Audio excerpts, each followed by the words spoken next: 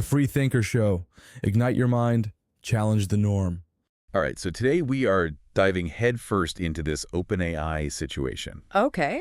You have given us a ton to think about with these sources. Insider conversations, YouTube videos breaking stuff down, articles, even rumors about people leaving the company. Yeah, a lot going on. Really a lot. And especially with OpenAI being valued at, what, billions of dollars. Right. But then at the same time, reportedly losing just tons of money every year. Yeah. It does feel like there's got to be more to the story here than we're seeing at first glance. Yeah, it really does. It's like they're going all in on this new O1 model. It's like, can it make my coffee too? Is there anything it can't do? But if it's so great, why are people leaving the company right as it seems like things are taking off? Yeah, and that's Good question. That's one of the biggest questions that we're going to try to unpack today. And it's so interesting because you have these two kind of opposite stories playing out at the same time. On the one hand, OpenAI is saying the future is going to be powered by AI that is basically human level. It's going to solve all these really complex problems like in astrophysics and healthcare, these really important things.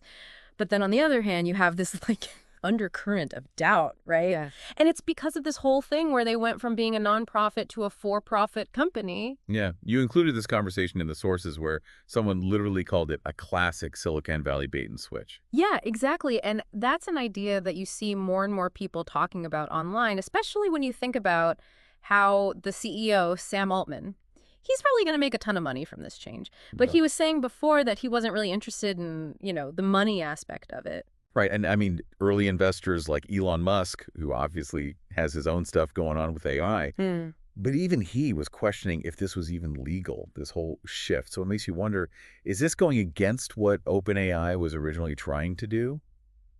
Or is this just what happens when you're trying to create new tech? It's a really good question. And honestly, the answer is probably a lot more complicated than we realize. Because, we have to remember that creating and then keeping these AI models like O1 running, it takes a massive amount of money and resources. Even the biggest tech companies, they need to make sure that they can keep going financially, right? Of course. But it just looks sus, right? Especially when you look at what Altman has said before and, how he lives. It just doesn't line up. For sure. It feels like one thing doesn't match up with the other. Yeah. Like the image versus reality. Exactly. And that just makes people even more doubtful about what they're saying about O1. Yeah. This new model. They're saying it's this huge game changer, a reasoner. Yeah. That it can solve problems just like a human can because of its advanced reasoning skills. Right. And one of the YouTube videos you shared talked about how O1 helped some astrophysicist do something in an hour.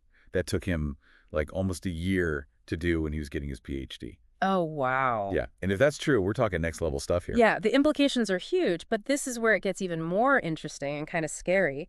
They've decided to not let anyone see how the AI actually thinks. It's hidden from the users. So it's like a black box. We see what goes in, we see what comes out, but we have no idea what's happening in the middle.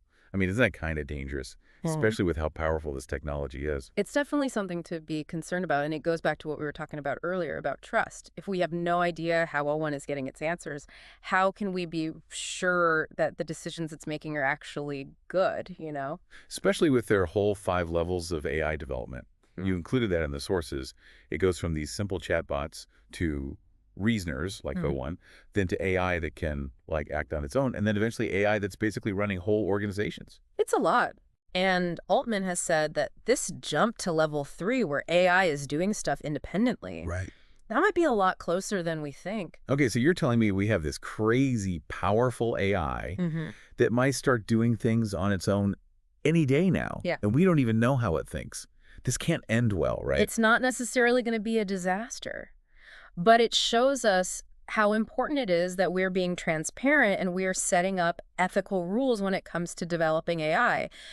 The decisions that are being made right now, these are going to have effects way down the line. So it's really important that we're having open conversations about the good and bad that could come from this technology. Right, because this isn't just about some new algorithm, right? This is about the future of work, of creativity, of humanity. And it's happening so fast. Exactly. Way too fast. And then on top of all of that, you have these 3 high-ranking people leaving OpenAI all around the same time. So it makes you wonder what's really going on. Yeah. Is there some internal drama? Are they concerned about O1? Or is this just what happens when a company is pushing the limits of technology? It's like we're watching this game with super high stakes. Right.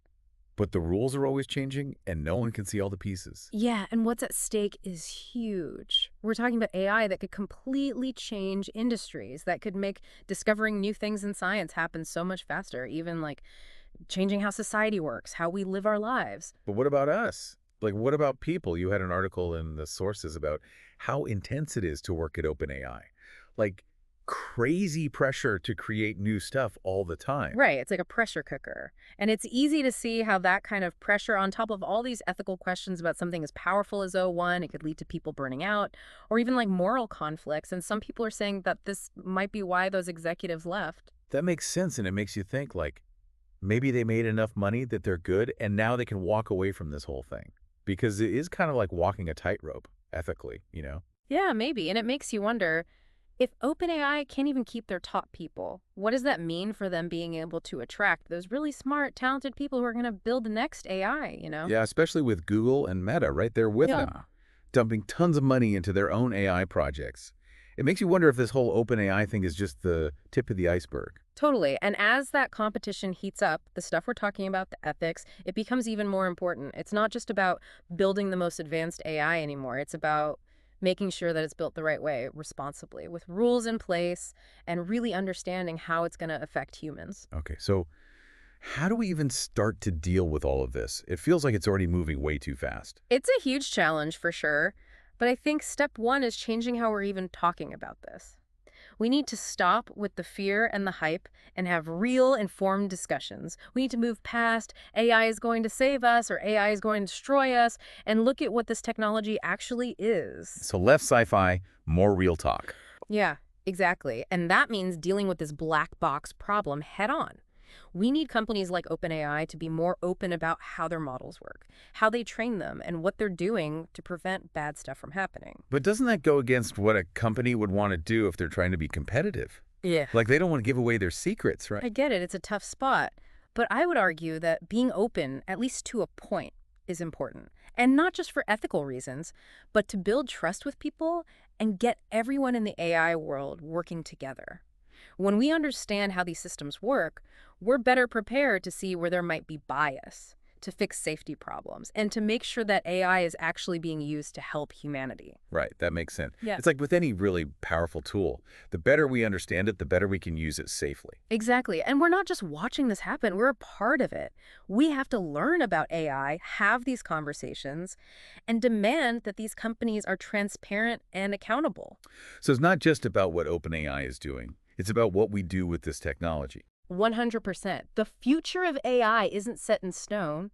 We decide what it looks like with our choices and our actions. And those choices, they're going to have a huge impact on what kind of world we make for ourselves and for future generations. So it really feels like we're at this crossroads, right?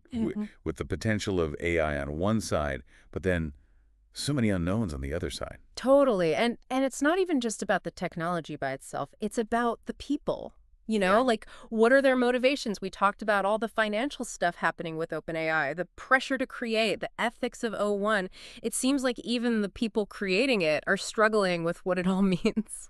Right. And you mentioned that OpenAI has this 5-level plan, right? Yeah. For AI. Yeah. And they're saying O1 is at level 2, reasoners. Right. But they're saying level 3, which is where AI is acting on its own, that could be just around the corner, which is a big jump. It is a huge jump, and it just brings us back to that black box problem we were talking about. If we're already kind of freaking out because we don't know what's happening at level 2. Imagine when AI is making its own decisions, doing its own thing without needing a human at all.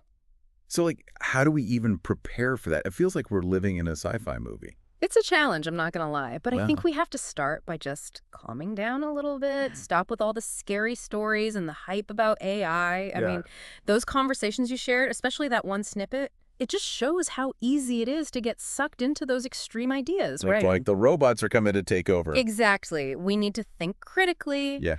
Ask the hard questions, demand that companies like OpenAI are upfront with us. Yeah. And most importantly, we got to learn, educate ourselves about what AI can actually do, the good and the bad. So it's like the more we know about AI, the better. Exactly, 100%. When we understand AI, we can use it to its full potential and also be smart about the risks.